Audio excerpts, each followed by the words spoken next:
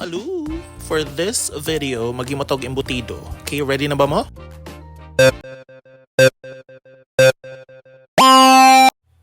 Okay, let's go. I-add na nato atong carrots. Tapos atong onions. Grabe yung mapa-countdown na. Tapos ang red bell pepper. Tapos ang garlic.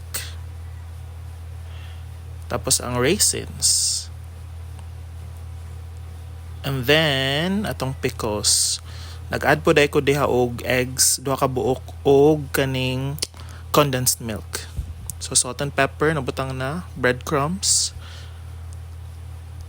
So itong mix-mix. So kailangan limpyo. So natay kanang gloves. Yung plastic lang. Okay, muna na yung setup.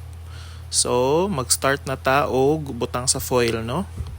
So first, magkuanta og butter sa atong foil.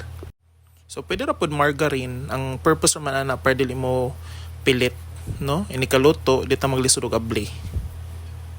Okay, spread na nako.